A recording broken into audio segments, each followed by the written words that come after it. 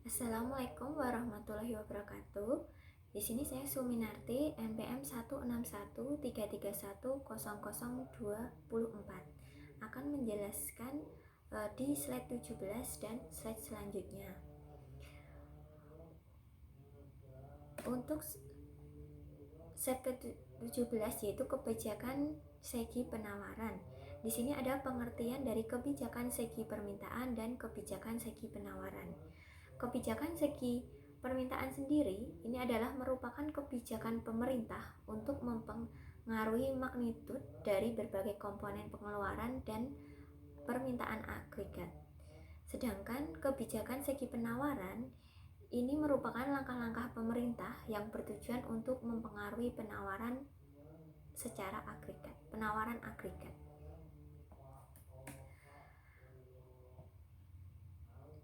Selanjutnya adalah stagflasi dan kebijakan segi penawaran.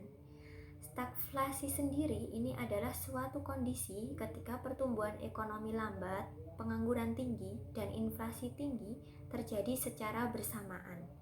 Ini adalah fenomena yang tidak wajar dan kontras dengan kontraksi atau resesi, yaitu ketika pertumbuhan rendah, pengangguran tinggi, dan pengeluaran rumah tangga untuk barang dan jasa turun, dan karena sehingga inflasi turun. Beda stagflasi dan inflasi, yaitu inflasi adalah kenaikan tingkat harga dalam perekonomian secara luas meningkat. Karena harga meningkat, daya beli akan menurun. Mengapa stagflasi ini terjadi? Yaitu stagflasi dapat terjadi karena guncangan penawaran agregat, misalnya guncangan harga minyak. Peningkatan tajam harga minyak membuat biaya produksi perusahaan melambung.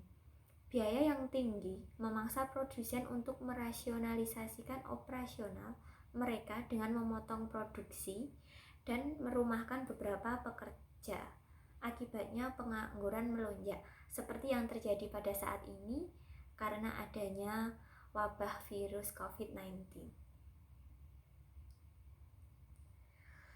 Untuk bagaimana stagflasi dapat dipecahkan? Ini stagflasi sebenarnya dilema bagi pembuat kebijakan.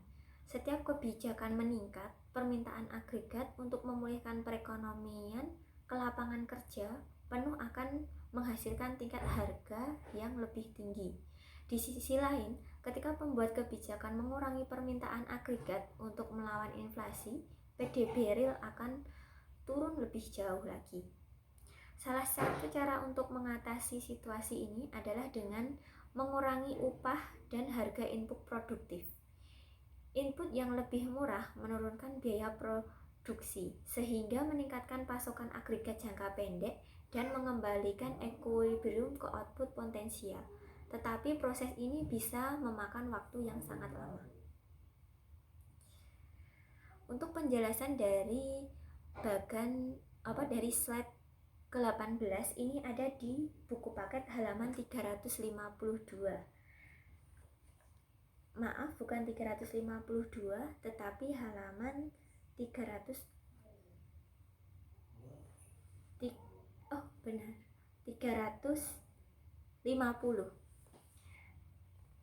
Di sini keseimbangan baru dicapai di titik keseimbangan yang kedua, dan berarti tingkat harga kedua dan pendapatan kedua, yaitu apabila AS dapat dikembalikan kepada awal sebagai akibat dari kebijakan segi penawaran, tingkat harga akan kembali ke harga awal dan pendapatan nasional real yang awal. Selanjutnya adalah inflasi dan kebijakan segi penawaran. Ini sudah bagiannya dijelaskan di halaman 351, yaitu keseimbangan baru menggambarkan bahwa perekonomian semakin berkembang sehingga kesempatan kerja penuh dicapai, yaitu pendapatan nasional real mencapai pada pendapatan pertama, dan masalah inflasi dapat dikurangi keseriusannya karena harga telah turun dari harga pertama ke harga kedua.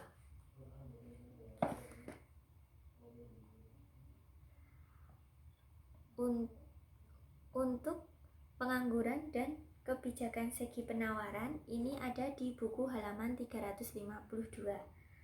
Di sini dapat disimpulkan bahwa kebijakan segi penawaran adalah sangat efektif untuk mengatasi pengangguran karena di samping memindahkan AS juga dapat memindahkan AD, dan pada masa yang sama tingkat harga dapat distabilkan, pertumbuhan ekonomi juga lebih pesat. Demikian presentasi dari kelompok kami. Wassalamualaikum warahmatullahi wabarakatuh.